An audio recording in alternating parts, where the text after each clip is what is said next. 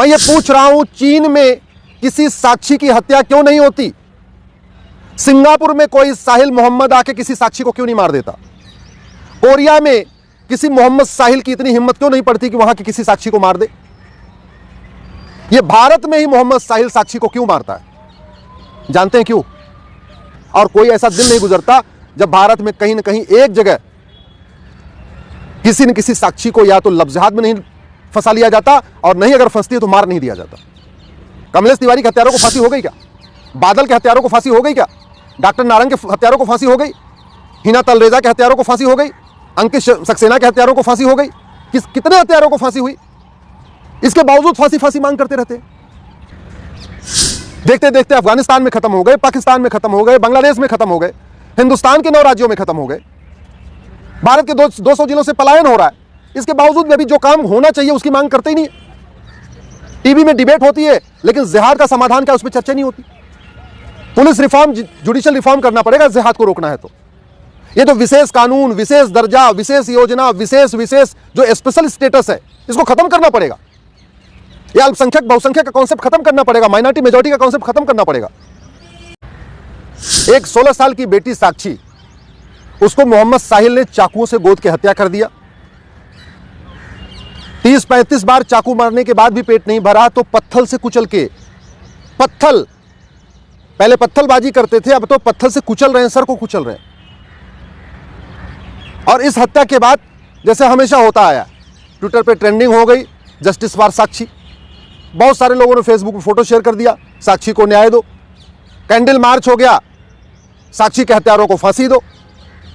नेताओं के भी बयान आ गए, बहुत सारे अपने आप को जो हिंदू हितैषी कहते हैं वो भी अपने बयान दे रहे हैं। और हमेशा ऐसा होता है, पिछले 75 साल में ही हो रहा है। हत्या होती है, कैंडल मार्च होता है, बयान आता है, निंदा होती है, तू मैं होगा, आरोप प्रत्यारोप होगा, नूरा कुश्ती होगी, लेकिन जो काम करना चाहिए वो काम नहीं होता। मैं ये पूछ रहा हूं, चीन में किसी साक्षी की हत्या क्यों नहीं होती? सिंगापुर में कोई साहिल मोहम्मद आके किसी साक्षी को क्यों नहीं मार देता? कोरिया में किसी मोहम्मद साहिल की इतनी हिम्मत क्यों नहीं पड़ती कि वहां के किसी साक्षी को मार दे? ये भारत में ही मोहम्मद साहिल साक्षी को क्यों मारता है? जानते हैं क्यों? क्योंकि हमारा कानून घटिया है, हमारी शिक्षा व्यवस्था घटिया है। जब तक यह अल्पसंख्यक बहुसंख्यक का खेल खत्म नहीं होगा, तब तक मोहम्मद साहिल साक्षी को मारता रहेगा। जब तक इस देश में ये मदरसा मिशनरी स्कूल बंद नहीं होंगे और समान शिक्षा लागू नहीं होगी, तब तक मोहम्मद साहिल साक्षी को मारता रहेगा। जब तक इस देश में सारे पर्सनल लॉ खत्म नहीं होंगे, सबके लिए एक समान नागरिक संहिता नहीं बनेगी, तब तक कोई न कोई एक मोहम्मद साहिल किसी एक साक्षी को मारता रहेगा। जब तक इस देश में कठोर कानून नहीं होगा, 1 घंटे के अंदर FIR हो, 1 महीने के अंदर जांच पूरी हो और 1 साल के अंदर फांसी पे लटका दिया जाए दरिंदों को, जब तक ये कानून नहीं बनेगा, पुलिस चार्टर, जुडिशियल चार्टर नहीं लागू होगा, तब तक रोज एक मोहम्मद साहिल किसी एक साक्षी को मारता रहेगा। इसलिए मैं बार बार कहता हूं, तू मैं करने, निंदा करने, आरोप प्रत्यारोप करने, कैंडल मार्च करने, ट्विटर ट्रेंडिंग करने, फेसबुक पे लिखने, फांसी की मांग करने से फांसी नहीं होगी। फांसी देने के लिए तो कानून बनाना पड़ेगा, नार्को पॉलीग्राफ ब्रेन मैपिंग कानून बनाना पड़ेगा। अब उससे पुलिस पूछताछ कर रही, चलती रहेगी पूछताछ, गवाहों के बयान होते रहेंगे, इधर जीरा होगी, उधर जीरा होगी, यही चलेगा, फांसी नहीं होगी। आज तक फांसी हुई किसको? कमलेश तिवारी के हत्यारों को फांसी हो गई क्या? बादल के हत्यारों को फांसी हो गई क्या? डॉक्टर नारंग के हत्यारों को फांसी हो गई? हिना तलरेजा के हत्यारों को फांसी हो गई?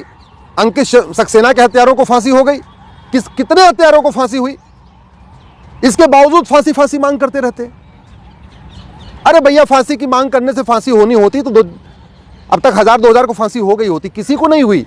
और कोई ऐसा दिन नहीं गुजरता जब भारत में कहीं ना कहीं एक जगह किसी न किसी साक्षी को या तो लफ्ज़ात में नहीं फंसा लिया जाता, और नहीं अगर फंसती है तो मार नहीं दिया जाता। देखते देखते अफगानिस्तान में खत्म हो गए, पाकिस्तान में खत्म हो गए, बांग्लादेश में खत्म हो गए, हिंदुस्तान के 9 राज्यों में खत्म हो गए। भारत के 200 जिलों से पलायन हो रहा है। इसके बावजूद भी अभी जो काम होना चाहिए उसकी मांग करते ही नहीं।